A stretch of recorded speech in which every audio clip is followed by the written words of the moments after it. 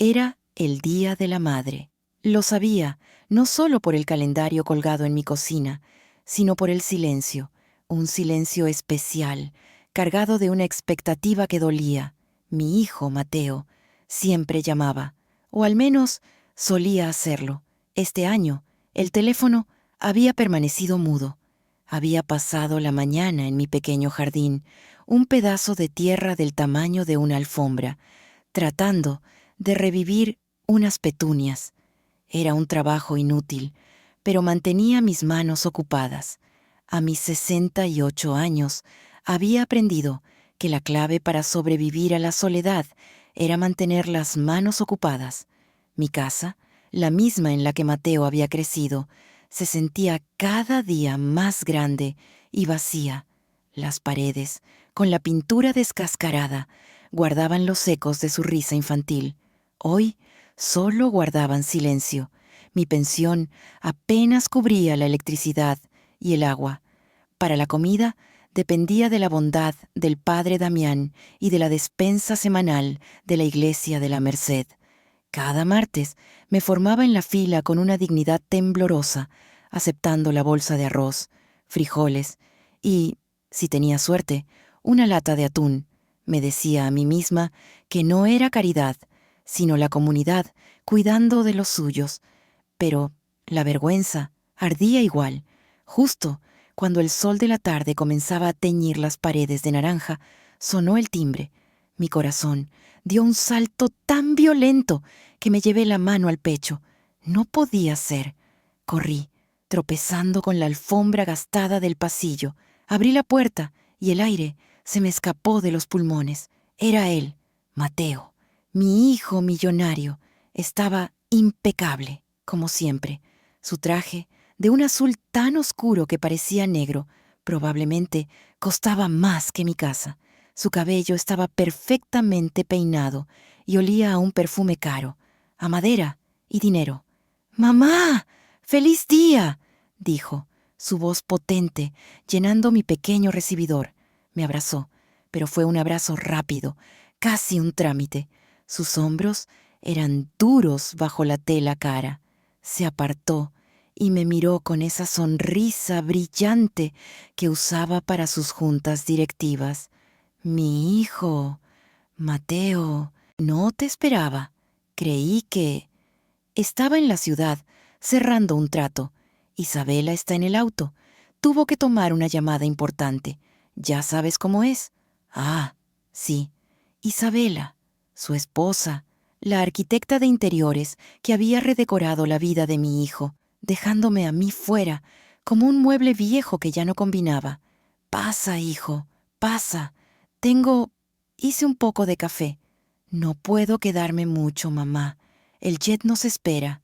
Volamos a Zúrich esta noche. Entró en mi sala de estar. Lo vi observar. Sus ojos, rápidos y analíticos, escanearon la habitación. El sofá hundido, la lamparita que parpadeaba, la pequeña gotera en la esquina que yo cubría con una maceta vacía. Vi una sombra de... ¿incomodidad? ¿O era lástima? Cruzar su rostro.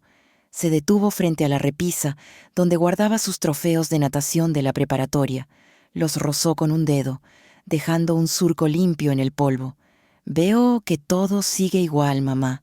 «Sí, hijo, todo igual». Entonces se volvió hacia mí, su sonrisa regresando, más brillante que nunca. Metió las manos en los bolsillos de su pantalón perfectamente planchado. «Bueno, venía a asegurarme de que estuvieras bien, a darte tu regalo y, claro, a preguntarte, ¿estás disfrutando de los 7,000 pesos mensuales que te mando?» El mundo se detuvo. El tic-tac del reloj en la cocina sonó como un martillo. 7,000 pesos. 7,000. ¿Mensuales? Tragué saliva. Mi garganta estaba áspera, seca. El olor del café barato que hervía en la estufa, de repente, me dio náuseas. ¿Qué dijiste, Mateo? Él se rió, una risa corta, indulgente. «Los 7,000 pesos, mamá. Te los envío cada mes. Desde hace... ¿cuánto? 6, 7 meses. Desde que Isabela y yo decidimos que era hora de que tuvieras una vejez tranquila. ¿Te están ayudando?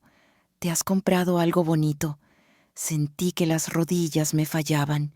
Tuve que agarrarme del respaldo de mi vieja mecedora. 72,000 pesos. Una fortuna que yo jamás había visto. Miré a mi hijo, su rostro bronceado, sus dientes perfectos, su mirada llena de una autocomplacencia inocente. Él no estaba mintiendo, y en ese segundo una certeza helada se instaló en mi corazón. Si Mateo no mentía, y yo no había recibido nada, solo había una persona en medio. Levanté la mirada, mis ojos temblando, y dije la verdad que había ocultado durante meses, la verdad que me quemaba la garganta cada vez que lo oía hablar de su vida lujosa. Mateo, mi voz fue apenas un susurro. Yo no he recibido ni un solo centavo. Hijo, yo vivo de la comida que me dan en la iglesia. La sonrisa de Mateo no desapareció, se congeló, se petrificó en su rostro, convirtiéndose en una máscara grotesca de confusión. ¿Qué? La iglesia de la Merced. El padre Damián me da una despensa cada martes. Así es como he estado comiendo, hijo. En ese preciso instante, la puerta principal, que yo solo había cerrado a medias, se abrió del todo. Isabela entró, su teléfono en la mano, una sonrisa triunfante en su rostro maquillado. Listo, cariño. Cerré el trato de... Se detuvo. Su sonrisa flaqueó al ver nuestros rostros. Vio la expresión de shock en el de su marido y la devastación en el mío. Su mirada se endureció. Supo, en ese segundo, que el juego había terminado. El silencio que cayó sobre la pequeña sala fue tan denso que pareció absorber todo el aire. Los ojos de Isabela, agudos como fragmentos de hielo, pasaron de mi rostro devastado al de su marido, petrificado. Supo que la habían descubierto, pero las grandes depredadoras no huyen, atacan. ¿Iglesia? ¿De qué estás hablando, Elvira?, dijo, su voz goteando una falsa preocupación. Soltó una risita, como si yo acabara de contar un chiste de mal gusto. Cariño, se acercó a Mateo, tocándole el brazo con sus dedos largos y cuidados. Tu madre está bromeando. Mateo no se movió. Sus ojos seguían fijos en mí. Mamá, di que es una broma. No es ninguna broma, hijo. Mi voz temblado, pero se mantuvo firme. Cada martes, el padre Damián me guarda una bolsa. Isabela suspiró, un sonido teatral de exasperación y lástima. Oh, Elvira, por el amor de Dios, ¿vas a empezar con esto otra vez? Se volvió hacia Mateo, su rostro transformado en una máscara de angustia y paciencia infinita. Mateo, mi amor, yo no quería decirte nada. No quería preocuparte con tus viajes. ¿Decirme qué? La voz de Mateo era un gruñido bajo, confundido. Es mamá. Isabela bajó la voz, como si compartiera un secreto doloroso. No ha estado bien. Desde hace meses. Se le olvidan las cosas. Mucho. ¿Qué cosas? Cosas pequeñas al principio. ¿Dónde dejaba las llaves si había cerrado la estufa? Pero luego empezó a empeorar. Me llamaba 5 veces al día para preguntarme la misma cosa. Empezó a inventar historias. ¿Inventar historias? Sí, cariño. Isabela me lanzó una mirada de profunda tristeza fingida. Como esta, me dijo hace meses que gente de la iglesia venía a pedirle dinero, que la estaban acosando. Yo misma hablé con el padre Damián. ¿Recuerdas? Le hice una donación generosa a la iglesia para que la dejaran en paz. La miré, horrorizada. La red de mentiras que estaba tejiendo era tan compleja, tan oscura. Era mi palabra contra la de ella. Eso no es verdad, murmuré, pero mi voz sonaba débil, incluso para mis propios oídos. Claro que es verdad. Isabela ahora estaba en pleno apogeo de su actuación. Y lo del dinero. Elvira, por favor, ¿no te acuerdas de nuestro acuerdo? Mateo Se volvió hacia ella. ¿Qué acuerdo? Tu madre me rogó que manejara su dinero, dijo Isabela, mirándome directamente, retándome a contradecirla. Dijo que se sentía abrumada, que temía que la estafaran, que prefería que yo le guardara los 7,000 pesos cada mes y le fuera dando poquito a poco para sus gastos. Mamá, ¿eso es cierto? La súplica en la voz de Mateo me partió el alma. No, hijo, nunca. Sí, es cierto, interrumpió Isabela. Tengo los recibos. Tengo cada recibo firmado por ella, cada vez que le daba su semanada de 1,000 pesos. Están en la caja fuerte de la casa. La caja fuerte, la mención de pruebas tangibles, de recibos firmados, fue un golpe maestro. Vi cómo la duda en el rostro de Mateo se transformaba en alivio. Era la salida fácil, la explicación lógica. Su esposa era organizada, su madre, una anciana olvidadiza. ¡Oh, Dios! Mateo se pasó una mano por la cara, visiblemente aliviado. Mamá, ¿cómo pudiste olvidarte de algo así? ¿Cómo pudiste asustarme de esta manera? Pero yo no olvidé, yo no firmé nada, grité, mi voz subiendo con desesperación. Mamá, por favor, baja la voz, replicó Mateo, su alivio convirtiéndose en irritación. Isabela dice que tiene los recibos. Entonces, que los muestre, que los traiga ahora mismo, reté, mi corazón latiendo con la fuerza de la verdad.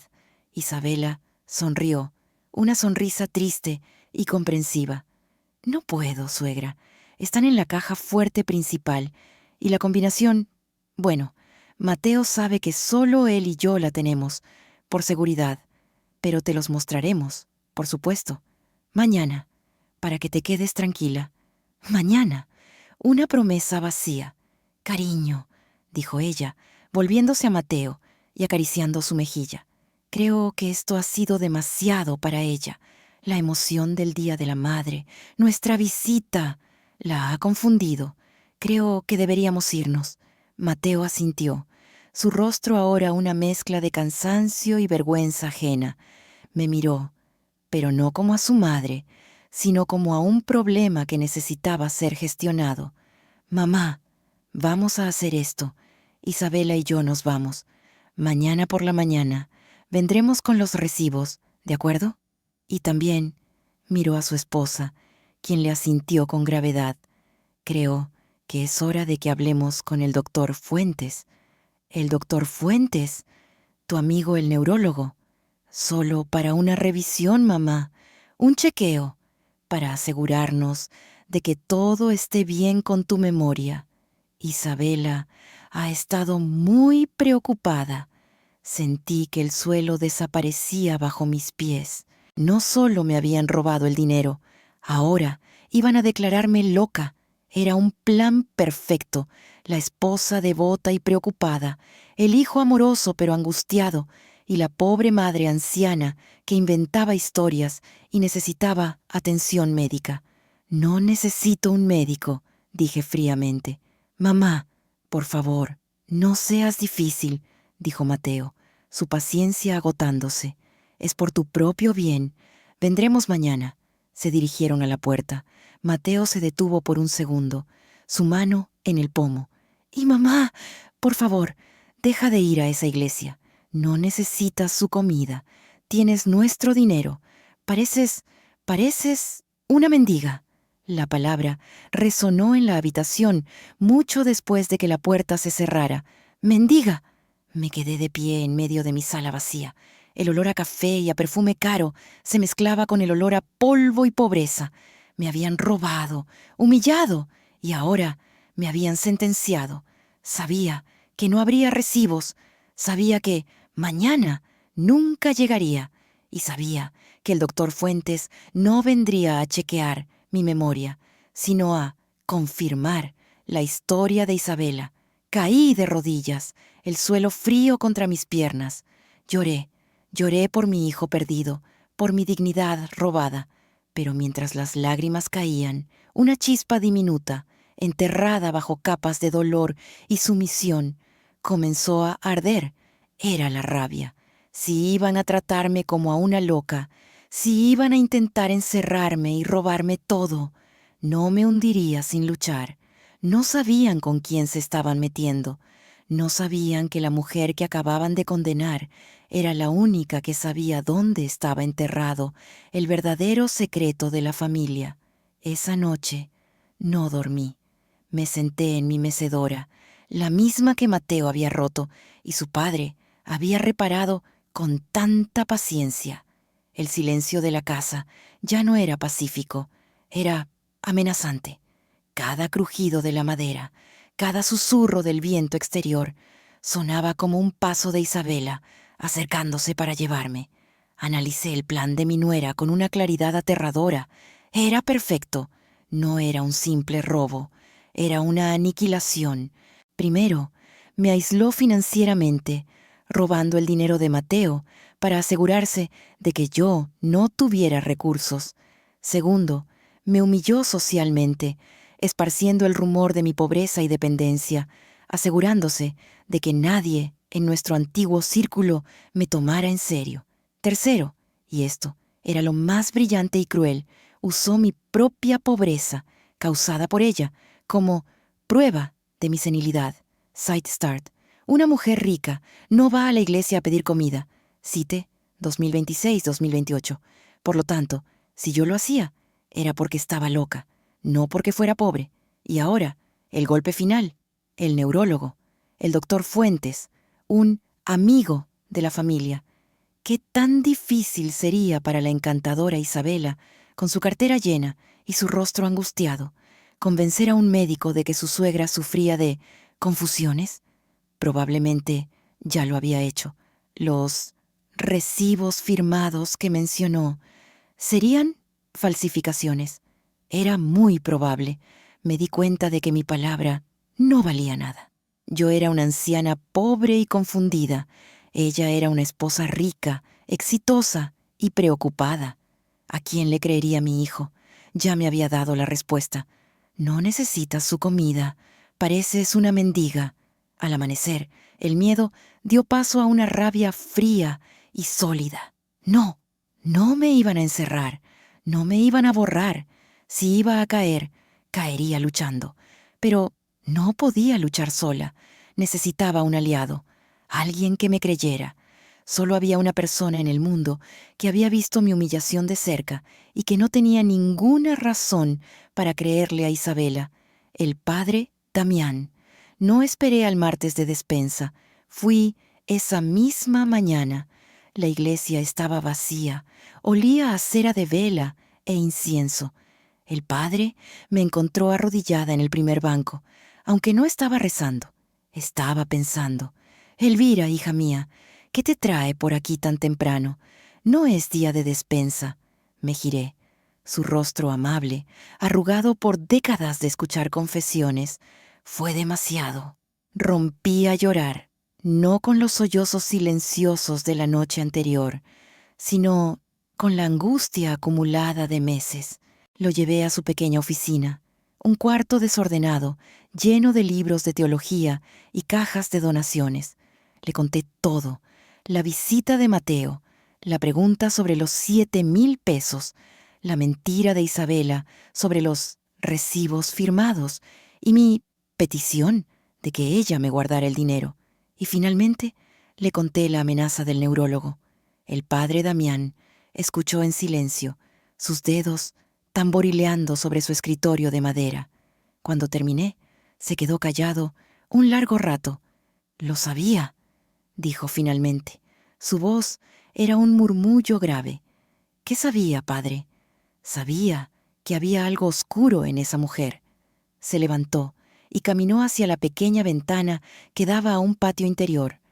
«Hace unos meses, Isabela vino a verme, justo cuando tú empezaste a venir por la comida».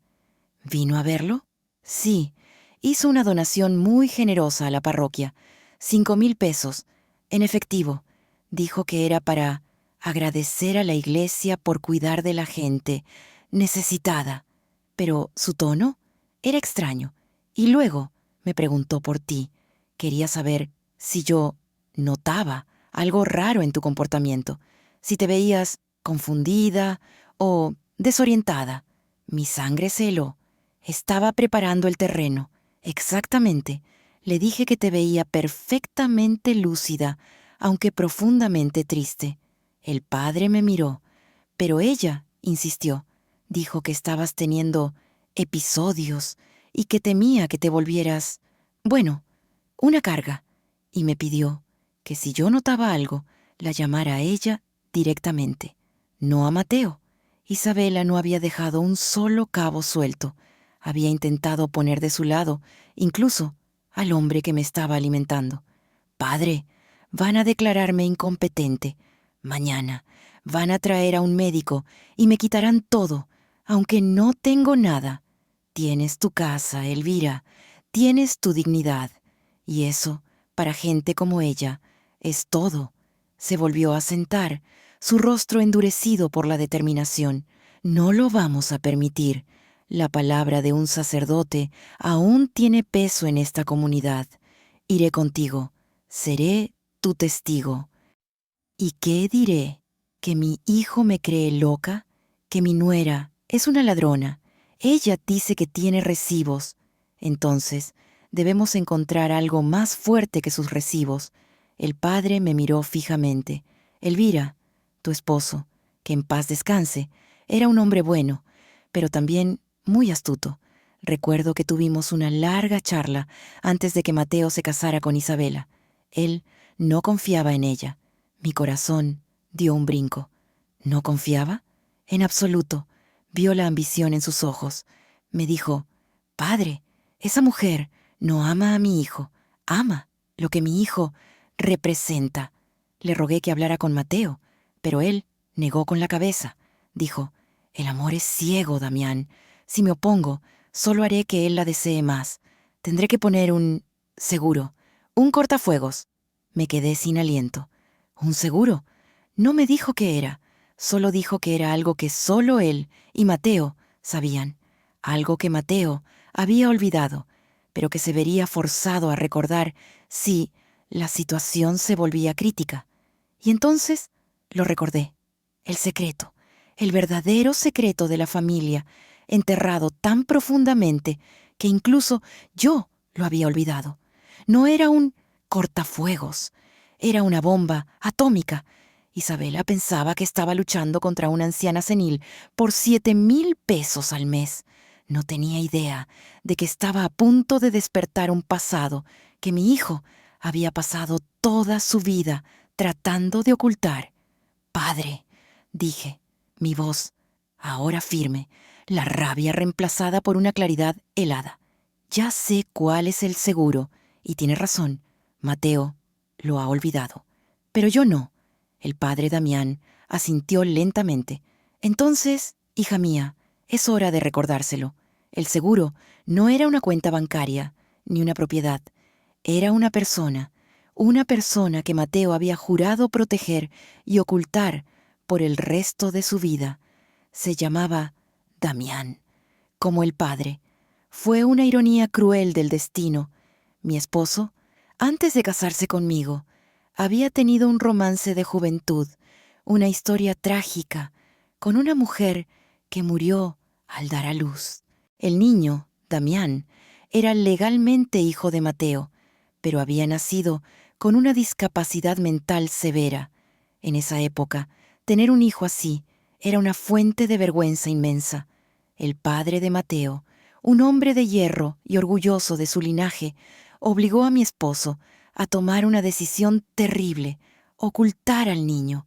Cuando Mateo y yo nos casamos, él me lo confesó todo, ahogado en lágrimas y culpa.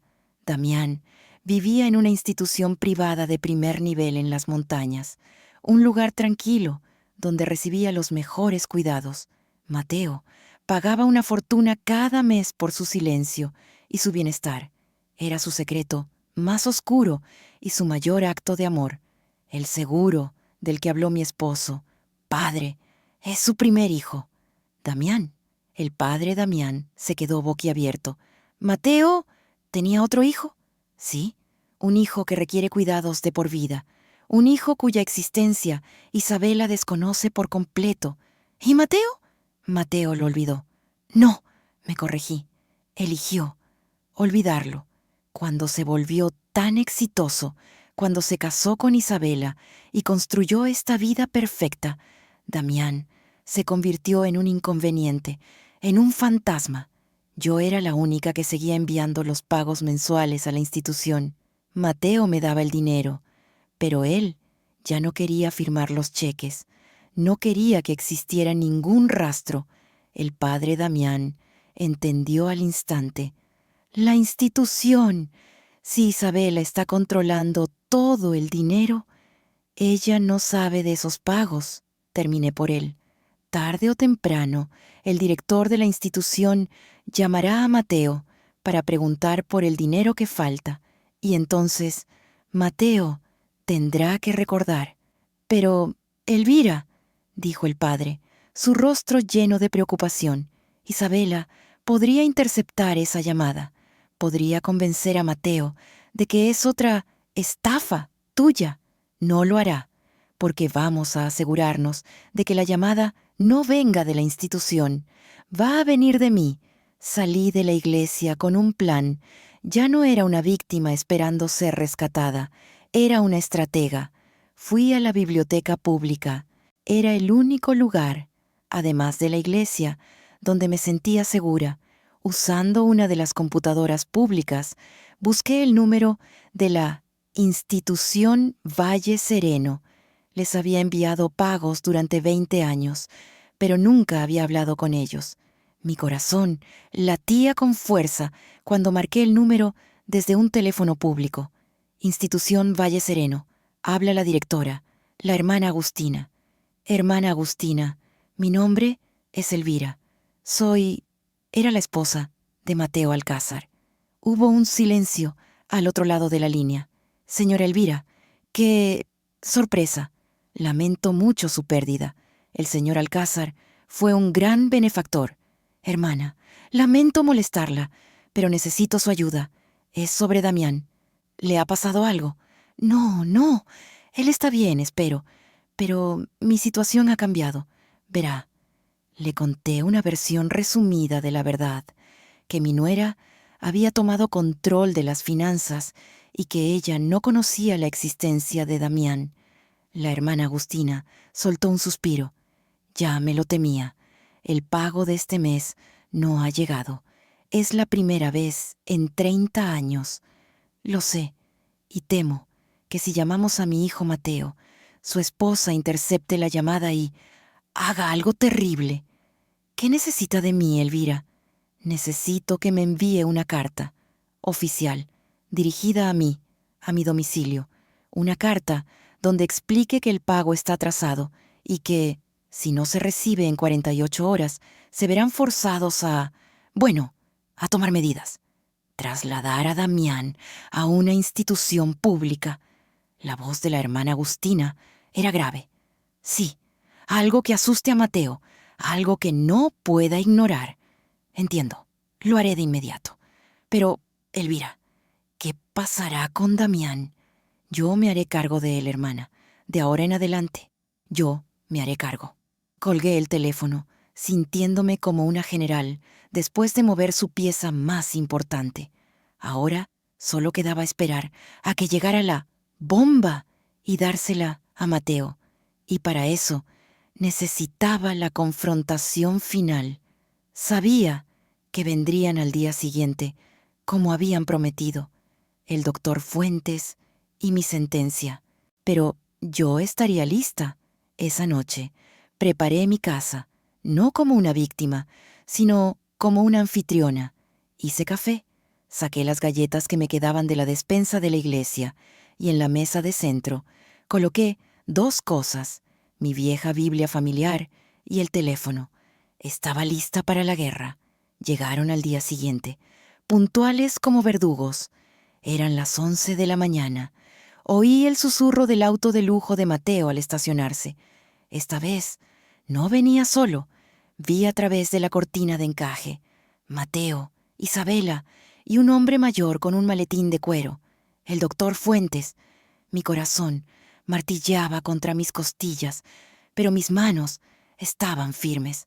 Justo 10 minutos antes, el cartero había pasado. Sobre la mesa, junto a las galletas, descansaba un sobre blanco con el logo de la institución Valle Sereno. La bomba estaba lista. Llamaron a la puerta. Respiré hondo y abrí. «¡Mamá!», dijo Mateo, su voz tensa, evitando mi mirada. «Él es el doctor Fuentes. Quería saludarte». «Por supuesto», dije con una calma que no sentía. «Pasen, por favor». Hice café. El doctor Fuentes era un hombre de aspecto distinguido, con cabello plateado y una mirada penetrante que intentaba ser amable, pero fallaba. Era la mirada de un hombre acostumbrado a evaluar. Isabela entró como la dueña del lugar, con una sonrisa de compasión que me revolvió el estómago. «Elvira, qué gusto verte. El doctor es un viejo amigo de la familia. Estábamos preocupados por ti y, amablemente, se ofreció a pasar». «Qué considerado», respondí, sirviendo café. Mis manos no temblaban. Nos sentamos. La atmósfera era pesada, cargada de mentiras. El doctor Fuentes comenzó su interrogatorio, disfrazado de charla casual. «Así que, Elvira, Mateo me dice que ha estado un poco olvidadiza últimamente». «¿Eso dice Mateo?», pregunté mirando a mi hijo. Mateo se removió incómodo. «Mamá, por favor, el doctor solo quiere ayudar. Olvidar cosas es perfectamente normal a su edad. Elvira», continuó el doctor, con tono condescendiente. «A veces olvidamos dónde dejamos las llaves.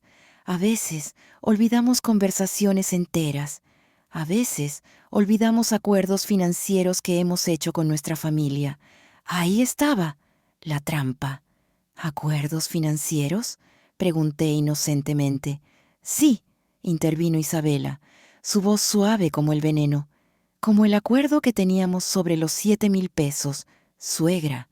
¿Lo recuerda hoy? ¿O ya se le borró?». Mateo cerró los ojos, avergonzado por la crueldad de su esposa, pero sin decir nada para detenerla. «Es curioso que menciones el dinero, Isabela», dije, dejando mi taza de café, «porque justo esta mañana estaba revisando mi correspondencia. Me incliné hacia adelante y tomé el sobre de la institución Valle Sereno. Lo sostuve en alto para que todos lo vieran. El logo era claro. «¿Qué es eso?», preguntó Mateo, su voz de repente alerta. Conocía ese logo. Lo había visto en sus estados de cuenta durante 30 años. «Correo», dije simplemente. «Llegó esta mañana. Parece importante. Es de la institución de Damián». El rostro de Mateo perdió todo color. Se puso blanco como el papel. Miró a Isabela, quien tenía una expresión de absoluta confusión. «¿Damián?», preguntó Isabela. «¿Quién es Damián? ¿Otro de tus amigos de la iglesia?». Mateo no le respondió. Sus ojos estaban fijos en el sobre, como si fuera una serpiente a punto de morder. «¿Qué dice la carta, mamá?». Su voz era apenas un susurro. «No lo sé, hijo. No la he abierto. Pensé que deberíamos leerla juntos, ya que ahora tú e Isabela manejan todas las finanzas». Rompí el sello. El sonido del papel, rasgándose, fue el único ruido en la habitación. Desdoblé la carta y comencé a leer en voz alta. Mi voz clara y firme. «Estimada señora Alcázar, le escribimos con gran urgencia en relación a nuestro residente, Damián Alcázar. Como sabrá, el pago mensual para su cuidado integral, establecido por su difunto esposo, no ha sido recibido este mes. Esta es la primera vez en 30 años que ocurre un retraso». «¿Damián Alcázar?». Isabela se rió, pero su risa sonó nerviosa. «Mateo, ¿qué locura es esta? Tu madre está inventando parientes ahora. Doctor, esto es exactamente de lo que le hablaba». Pero el doctor no la escuchaba. Estaba mirando a Mateo cuyo rostro estaba contraído por una emoción que yo no podía descifrar. ¿Miedo? ¿Culpa? Seguí leyendo. Entendemos que tras el fallecimiento del señor Alcázar puede haber un reajuste administrativo. Sin embargo, nuestros estatutos son claros.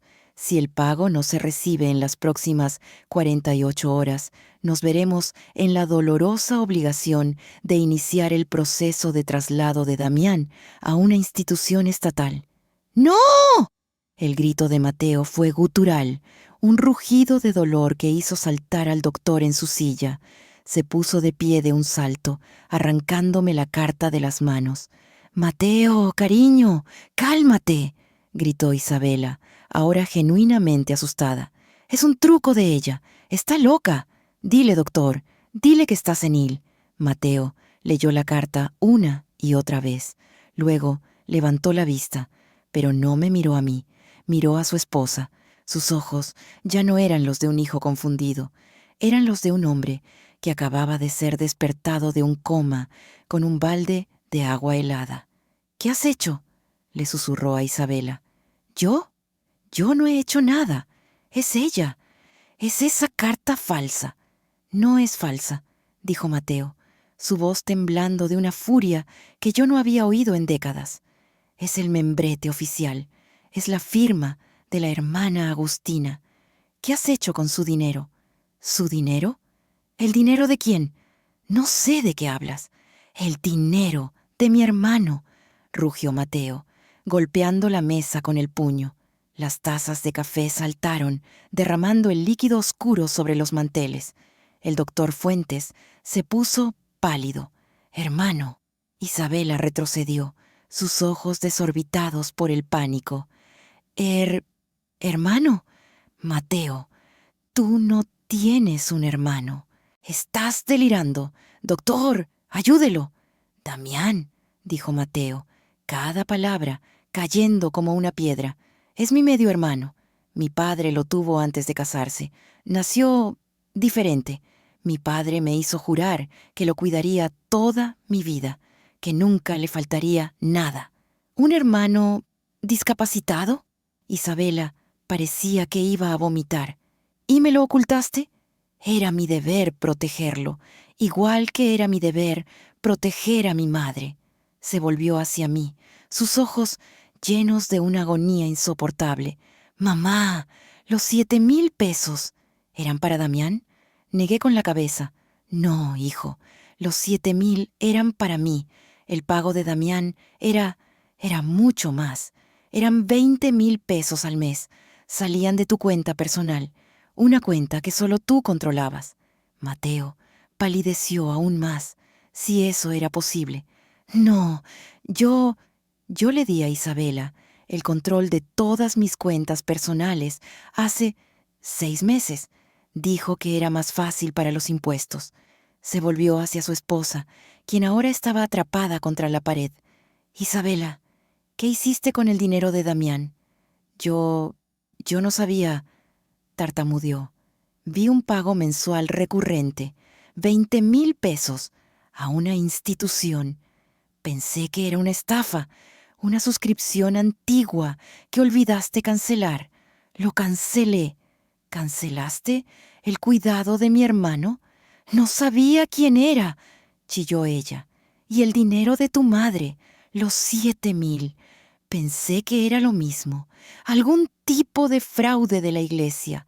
Solo estaba protegiendo nuestro patrimonio. Mateo, protegiéndonos de ella».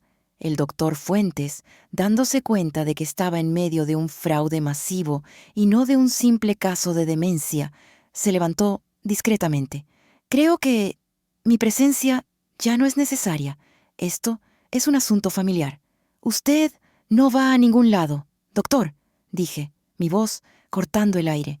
«Usted vino aquí a evaluar mi estado mental. ¿No es así?» «Pues evalúe esto. Mi nuera ha estado robando 27,000 pesos al mes. Ha malversado el dinero destinado al cuidado de un hombre discapacitado y ha dejado a su suegra vivir de la caridad, todo para financiar su estilo de vida. ¿Le parece eso ¿Confusión mía, doctor? El doctor tragó saliva y volvió a sentarse, su rostro gris. Mateo miró a Isabela. Su rostro ya no era de furia, sino de una calma aterradora. Los recibos, los que dijiste que mamá te firmó. Mateo, yo... Los recibos, Isabela, no existen, gritó ella finalmente rota. No hay recibos. Me lo gasté todo. El dinero de Damián, el dinero de tu madre, todo. Lo merecía por aguantar a esta mendiga y a tu familia llena de secretos. El silencio que siguió fue absoluto. Mateo asintió lentamente. Había recibido la bala. La verdad lo había golpeado de lleno. Doctor, dijo Mateo, su voz mortalmente tranquila. Gracias por venir. Mi madre está, como puede ver, perfectamente lúcida, más lúcida que yo. Ahora, por favor, váyase. El doctor recogió su maletín y huyó de la casa. Isabela intentó un último movimiento desesperado. Mateo, cariño, podemos arreglarlo. Devolveremos el dinero. Yo... ¿Tú? Mateo se rió, un sonido seco y roto. Tú no tienes nada. Todo es mío, mi dinero, mi casa, mi nombre. Soy tu esposa. Tengo derechos. ¿Derechos? Mateo sacó su teléfono. Acabas de confesar, frente a un testigo, que malversaste fondos destinados a un discapacitado y que defraudaste a una anciana. Eso no te da derechos. Te da una sentencia. Isabela lo miró, derrotada. El juego había terminado. «Sal de mi casa», dijo Mateo. «¿Qué? La casa de mi madre. Sal de ella. Ahora». «Mateo, por favor, no tengo a dónde ir. No me importa», dijo él, abriendo la puerta principal. «Vete». Isabela me miró con un odio que jamás olvidaré. Luego recogió su bolso de diseñador y salió al sol de la mañana, derrotada. Mateo cerró la puerta, se recargó contra ella, su cuerpo entero temblando. Y entonces el hombre millonario, el titán de los negocios, se deslizó lentamente hasta el suelo, puso la cabeza entre sus rodillas y comenzó a sollozar como el niño que yo recordaba. Me quedé inmóvil, mirando la espalda de mi hijo, sacudida por los sollozos.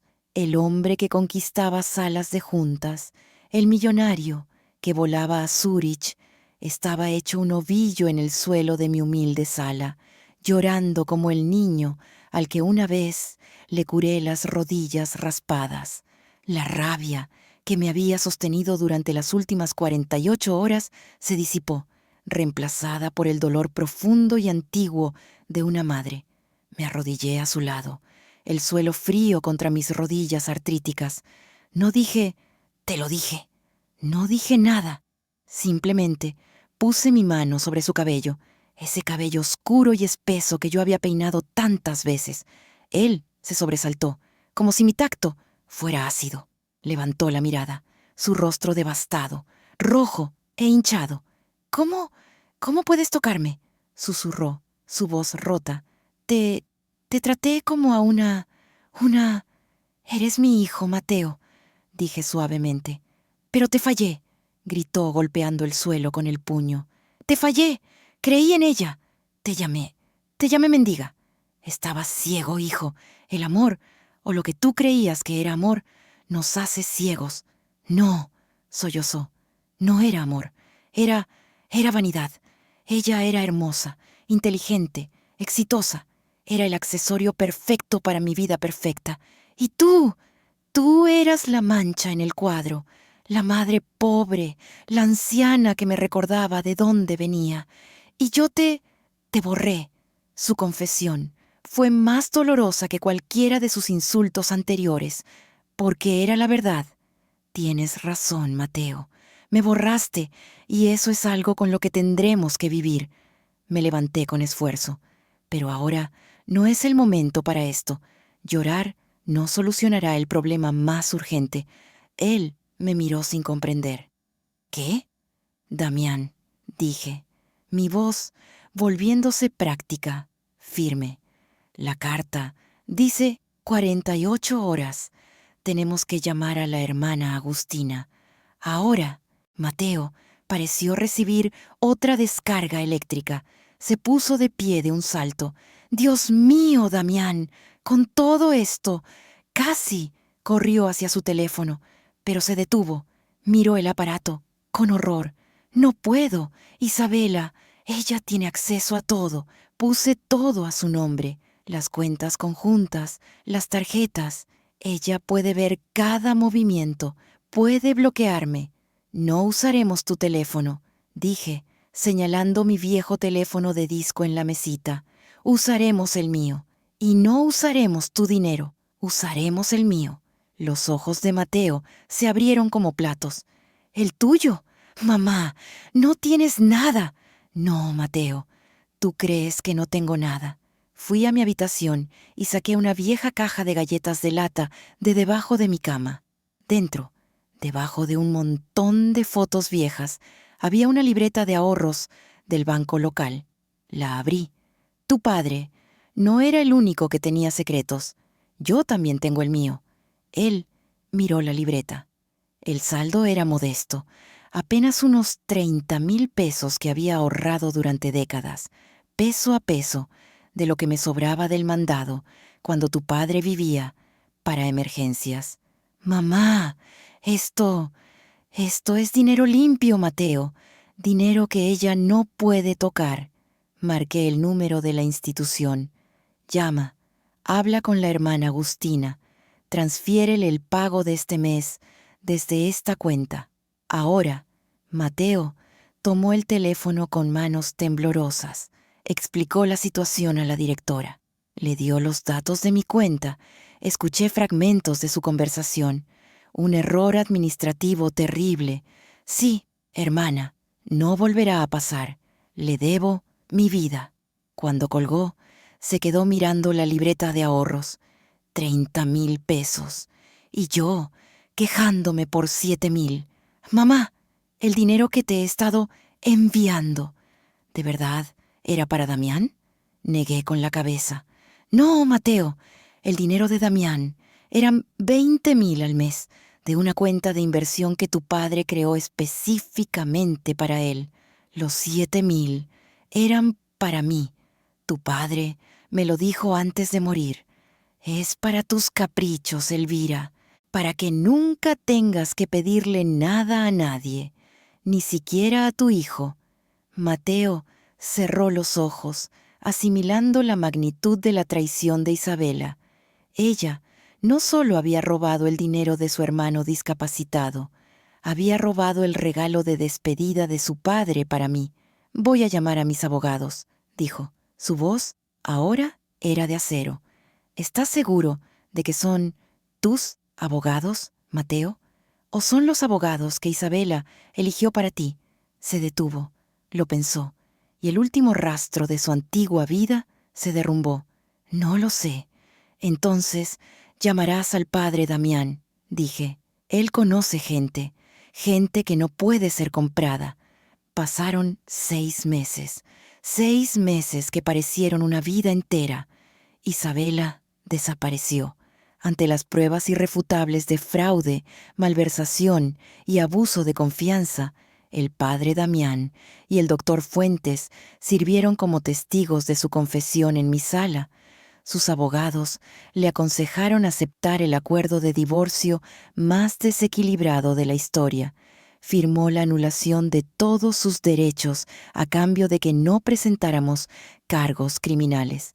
Se fue del país, según supimos, con las manos vacías y una montaña de deudas por sus lujos. La vida de Mateo cambió por completo. Perdió su auto de lujo, su condominio en la playa y la mayor parte de su imperio, que resultó estar construido sobre una base de deudas que Isabela había acumulado. Tuvo que vender su empresa para pagar los préstamos y las estafas que ella había cometido. Ahora vive en un apartamento modesto, cerca de mi casa, y trabaja. Por primera vez en su vida, tiene un trabajo real en una empresa que no le pertenece. Pero lo más importante es que ha recuperado a su familia. El primer viaje que hicimos juntos fue a las montañas. a la institución Valle Sereno, vi a Mateo arrodillarse frente a Damián, un hombre de 40 años con la mente de un niño, y llorar mientras le pedía perdón por haberlo olvidado. Damián simplemente se rió y le ofreció un dulce. Ahora, Mateo va a verlo cada 2 semanas. Yo manejo las finanzas de Damián, asegurándome de que cada centavo de la herencia de su padre se use para su cuidado. Hoy es domingo, no es el Día de la Madre, es solo un domingo cualquiera. El sol entra por la ventana de mi sala, que ahora está recién pintada. La mancha de humedad desapareció. Mateo está en mi cocina, intentando preparar mi receta de mole. Está fracasando estrepitosamente, pero nos reímos. Mamá, ¿estás segura de que eran 2 cucharadas de chile ancho? Esto huele a infierno. Te dije que era media, hijo, pero nunca escuchas. Nos sentamos a comer. El mole pica, pero es lo mejor que he probado en años. Por cierto, mamá, dice, sacando un sobre de su bolsillo, tuve una buena semana. Mi comisión. Dentro del sobre hay dinero. No 7,000, no 20,000. Es una cantidad modesta, pero es real. Es para la despensa del padre Damián, dice, para que se asegure de que ninguna otra madre tenga que elegir entre sus medicinas y la electricidad. Lo miro. El traje caro ha desaparecido, reemplazado por unos jeans y una camisa sencilla. La arrogancia ha desaparecido, reemplazada por la humildad. Mi hijo millonario se ha ido y en su lugar está Mateo, mi hijo. Estoy orgullosa de ti, Mateo, le digo, poniendo mi mano sobre la suya. Él sonríe, y esta vez la sonrisa llega a sus ojos. Yo también te quiero, mamá. Gracias por no rendirte conmigo. Miro alrededor de mi pequeña sala, llena del aroma a comida casera y de la risa de mi hijo. Isabela tenía razón en una cosa. Yo no era una mendiga, era la mujer más rica del mundo. Siempre lo había sido,